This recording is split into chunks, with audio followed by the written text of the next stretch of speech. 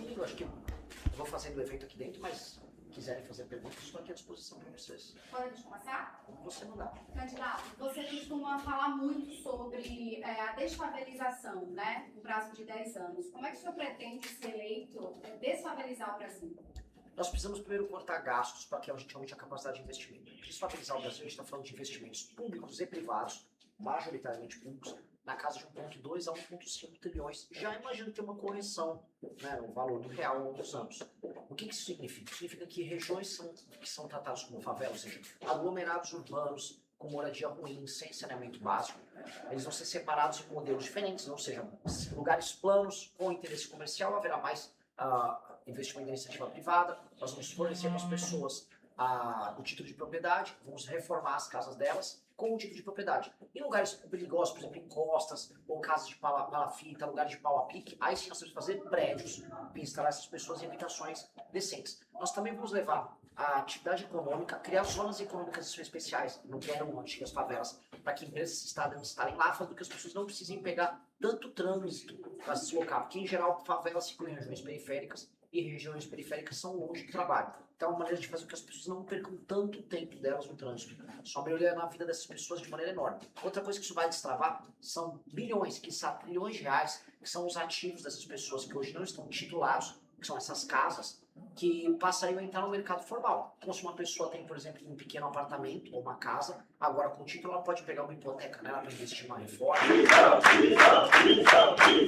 tornar aquelas pessoas dignas, porque elas têm propriedade, elas podem ser tratadas como cidadãs. Então, esse é o principal elemento da nossa reforma. Isso vai passar por um mapa e um estatuto da desfavelização, que é passar uma risca em que todos os lugares em que há uma favela, eles serão catalogados, as pessoas vão ser separadas de acordo com o seu núcleo habitacional, vão poder receber o título ou receber a reforma como apartamento.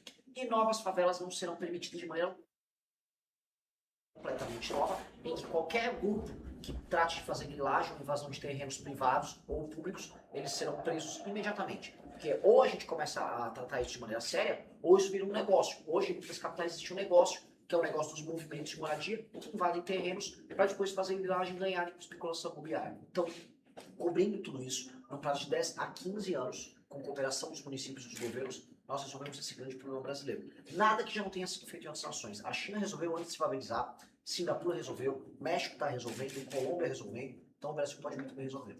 Renan, você esteve em viagem em algumas cidades do Nordeste, o que é que você tem visto na região e quais são as suas principais propostas para o Nordeste? No Nordeste, a principal proposta que eu tenho é uma reforma profunda na administração das cidades. O Nordeste, eu preciso falar, tem a pior classe política do Brasil. A classe política mais corrupta do Brasil, e sem prejuízo para a corrupção que tem nas outras, tá? Toda a classe política no Brasil praticamente é corrompida. Mas aqui no Nordeste ela é especialmente corrupta e ela não tem nenhum tipo de compromisso na melhora do atendimento da vida das pessoas. Ou seja, os municípios são muito mal administrados aqui. Então, você tem problemas aqui, isso aconteceu agora no estado de Alagoas. O fornecimento de esgoto e água diminuiu nos últimos anos. Como é que você pode diminuir sua cobertura de esgoto? Isso aconteceu. Os números ligados ao analfabetismo continuam muito altos. Se não me engano, 13 a 14% da população aqui ainda é analfabeta. Quando a gente pega a população acima de 65 anos, a gente tem 35% dela analfabeta. E essas pessoas estão votando, ainda votam no presidente da República Lula, e não passaram por nenhum tipo de política de alfabetização de adultos. Ou seja, não há nenhuma vontade, ou seja, é quase uma crueldade da classe política em inserir essas pessoas. São essas pessoas, inclusive, viram vítimas dos golpes, do escândalo do INSS, ou estão agora viciadas em jogos do tigrinho. Você vê que por uns pequenos detalhes das índices de políticas públicas, a gente percebe que algumas pessoas acabam se tornando são tratadas como animais praticamente. Então, a lei de responsabilidade gerencial, que é um projeto nosso, ela vai fazer com que municípios passem a ter metas. Se o prefeito cumpre a meta, ele recebe mais dinheiro. Se o prefeito não cumpre a meta, ele perde os direitos políticos. Isso vai fazer com que esse bando de prefeito que tem aqui no interior comece a se picar para trabalhar, para melhorar a vida das pessoas, ou senão o bicho vai pegar e não vai poder concorrer a nada. Porque hoje as prefeituras viraram apenas um lugar, um depósito para receber dinheiro, especialmente emenda, para os políticos ficarem girando esse dinheiro, desviarem um pedaço e nem ligar para o que está acontecendo. A segurança pública será uma das principais pautas dessa corrida presidencial. E nós sabemos que todos os candidatos apresentam propostas relacionadas à reestruturação, enrijecimento das legislações, porém nós sabemos que cada um aqui passa a rede, passa o número e diz o que veio. de acordo com suas facções criminosas. dando a eles a oportunidade de se unirem e gerenciarem de dentro Sou candidato a deputado estadual pelo Partido Missão, número 1014. para pulverizar essas facções iniciantes de dentro das cadeias. É uma vergonha que acontece nas prisões. Eu vi isso em Pernambuco, no presídio da Panica, que tinha sido desativado. Ele era completamente controlado pelo Comando Vermelho. A administração inteira dele era feita pelo Comando Vermelho. No Rio de Janeiro, se você é um membro de uma facção e você vai preso, você já preenche um formulário prévio e você fala, não, eu sou do Comando Vermelho, sou do ADA, sou do PCC, e você vai para o pavilhão adequado para sua facção. Isso é aceitar que o presídio pertence à facção. Eu concordo com o diagnóstico e, na verdade, isso reforça ainda a nossa lógica de destruição total e completa do crime organizado. A gente está falando de declarar guerra ao crime organizado, prender e ou matar todas as suas lideranças. Ou seja, se o bandido vier fazer um combate à polícia vai poder ficar muito tranquila que vai poder passar fogo no bandido e a AGU, a Advocacia Geral da União, estará disponível para ajudar a fazer a defesa dos Se eu policiais. puder só pontuar uma coisa aqui, uma das suas principais falas são essa, prendeu, matou. Mas nós sabemos que no ordenamento jurídico isso é impossível, tanto juridicamente como socialmente, atualmente no É Brasil. possível. Então, quais seriam as medidas para tornar isso aí possível, para não ir de encontro à Constituição? É possível, isso se chama legítima defesa de terceiros. Então, quando um policial vê uma pessoa sendo assaltada, com alguém colocando uma arma na cabeça dela para levar um celular, o policial pode atirar e levar a óbito esse bandido. Ou quando eu falo prender um matou, eu falo disso. Talvez esteja falando, por exemplo, da pena de morte, que ela é proibida por cláusula pétrea na nossa Constituição. Sim, infelizmente ela é. Gostaria de alterar? Sim. Será feito no meu primeiro mandato? Espero, talvez, mas não coloco como prioritário. Porque eu acho que nós conseguimos resolver o crime de outra maneira. Mas minha vontade é pegar esses caras e eliminar boa parte deles, sim. Se eu falar com o meu coração, o que o meu coração sente, minha mãe já foi alvo de uma ação terrível, que são sequestros relâmpagos em São Paulo. A pessoa ficou torturando ela psicologicamente, falando que ia matar e jogar ela num rio. E não matou, por glória, graça de Deus, mas o que eu gostaria de fazer? Eu tinha 13 anos. Eu só ficava pensando em como eu ia matar esse bandido. O terror que minha mãe passou, ela não podia andar na rua nos dias seguintes, foram meses dela tendo que fazer terapia. Então é lógico que certas pessoas que são terrivelmente cruéis, como o bandido que assaltou e matou um menino na frente do próprio pai, essa pessoa não tem que ter recuperação. Agora, dá pra gente coibir a criminalidade e fazer essas pessoas sofrerem uma pena muito dura na cadeia, ficando 30, 40, 50, 60 anos na cadeia, alterando a legislação já pré-existente, que é o que nós vamos fazer. Candidato, o senhor vem criticando duramente os políticos já tradicionais no Brasil, no Nordeste e também aqui em Alagoas. Como é que o senhor pretende, caso eleito, conversar, dialogar com esses políticos para conseguir aprovações de projetos, reformas, etc? Olha, eles mesmos, entre eles, vivem brigando entre si. Que faz parte do jogo político você agredir e tirar espaço daquele que você considera errado. Infelizmente, eu falo sim com muita tristeza, os brasileiros nessa eleição vão eleger um monte de bandido. A real é, aqui em Alagoas, há uma série de famílias tradicionais que vão eleger seus aliados para deputado federal. Em São Paulo, meu estado, vão fazer a mesma coisa. Na Bahia, vão fazer a mesma coisa. No Rio Grande do Sul, vão fazer a mesma coisa. Portanto, eu, como presidente, vou ter que lidar com um monte de tranqueira que a população vai enviar. E o que eu vou fazer é, falar para as pessoas na televisão, olha, vocês votaram mal, erraram, e agora eu terei que lidar, informar o governo com os partidos políticos deles, não com os bandidos. Eu vou fazer uma coisa que existe nas grandes democracias, especialmente nos regimes parlamentaristas, que é, quer fazer parte do governo? Faça uma resolução partidária vinculante sobre a sua bancada, ou seja, você pode fazer parte do meu governo, mas o seu partido vai ter que votar na agenda que venceu as urnas. E qual é a agenda? Combate ao crime organizado, lei de responsabilidade gerencial, uma nova reforma na área trabalhista, reforma fiscal para a gente fazer com que as contas públicas se resolvam, eu possa baixar imposto e abaixar os juros. Assine isso, transforme em resolução, pode compor o governo. Vai ser essa a minha lógica. E eu posso fazer isso criticando eles. O que você não me verá, entretanto, é participando das festas com eles. Como as festas que rolou lá da turma do Banco Master. Isso eu não vou estar presente.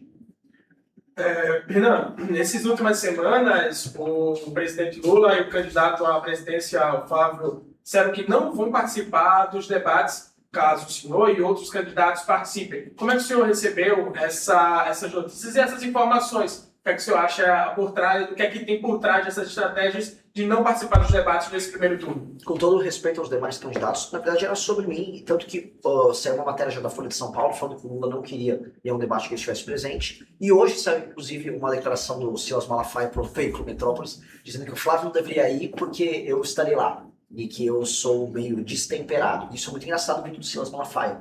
Ele é mais destemperado do que qualquer outra liderança religiosa que eu já vi. E na verdade eu até posso usar aqui como resposta para o Silas Malafaia, Eu posso falar que o Flávio Bolsonaro é corrupto de maneira muito calma, muito pontuada, de uma maneira muito elegante. Posso perguntar, meu querido Flávio Bolsonaro, senador da República, por que você recebeu mais de 100 milhões de reais do senhor Vocaro para fazer o filme da Horse? O que você entregou em troca? Posso fazer essas perguntas de maneira muito tranquila.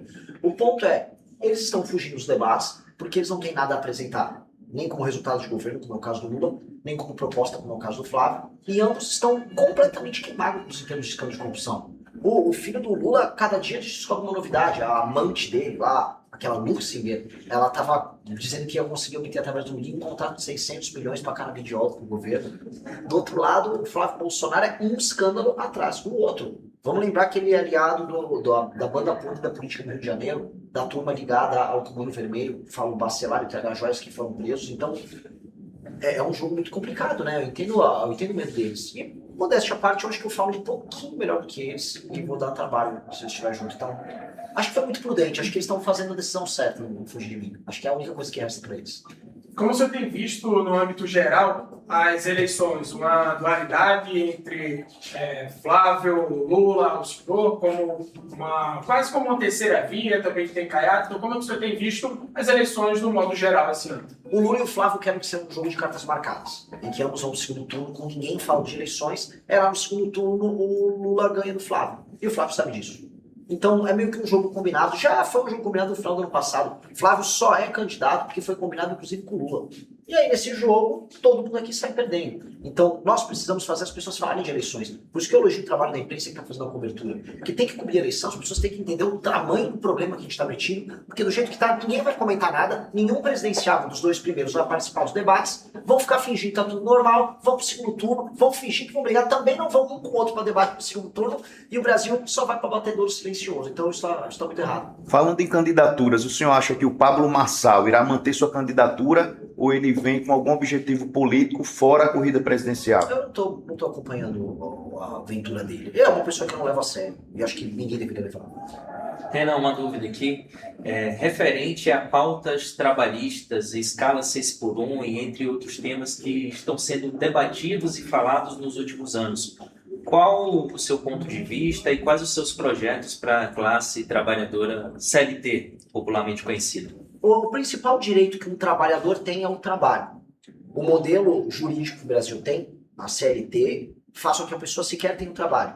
A maior parte dos empregos que foram gerados nos últimos anos foi através da informalidade ou das MEIs, microempresas individuais. Portanto, o modelo da CLT está deixando de existir, porque o mundo trabalha com os métodos. Mas, se um empregador apresenta para uma pessoa que quer trabalhar com ele, olha, você pode ser CLT e ganhar R$ 2.500, ou você pode ser MEI e ganhar R$ 4.800. O que a pessoa vai escolher?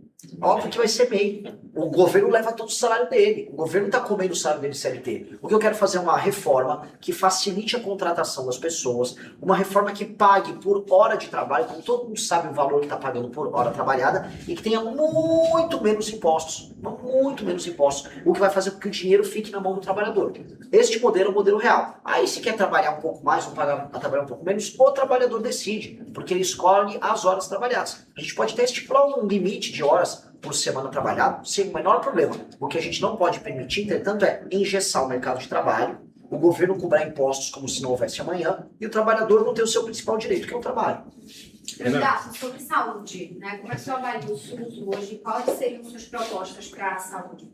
O SUS, no papel, como ideia, uma ideia que surgiu nos anos 80, é uma ideia muito interessante. Entretanto, a execução não está boa. E por que ela não está boa? Porque há um gravíssimo problema de acesso. Qualquer pessoa que tente fazer um exame ou tentar fazer uma cirurgia vai ficar numa fila gigantesca e ela não tem uma espécie de um guia. O que é um guia? A pessoa vai, tenta fazer um exame, tentar ir numa UBS, tenta ir numa policlínica, tenta falar com o médico, tenta falar com o vereador da cidade, vai tentar falar com o médico, tenta furar uma fila aqui e ali. É assim como funciona o SUS. O SUS é caótico. Porque a lógica interna dele que tinha sido prevista não foi cumprida. Existe uma tese no SUS que são das regiões de saúde. Se divide os estados em regiões de saúde e essas regiões têm que ser autônomas. Tem que ter as UBS, as policlínicas e os hospitais. Isso é um sistema piramidal em que cada região ela consegue se atender sozinha. Hoje isso não acontece. Um deputado escolhe construir um hospital numa região onde ele tem voto, ou com um prefeito que ele é amigo. Essa lógica será quebrada pelo governo. O que nós vamos fazer é resolver o acesso, resolver a fila e criar a trilha de atendimento, que é o agente de saúde vai acompanhar todo o tratamento do momento do exame até uma eventual cirurgia que aquela pessoa vai fazer. E esse tratamento será guiado por eles, só vai ter um caminho. Não vai ser o caos que é hoje, que é o caos que também gera as nossas filas. Segunda coisa, a gente vai hiperinformatizar. Nós vamos colocar inteligência artificial, vamos criar um aplicativo aos moldes que foi feito em El Salvador, que é o Dr. SV,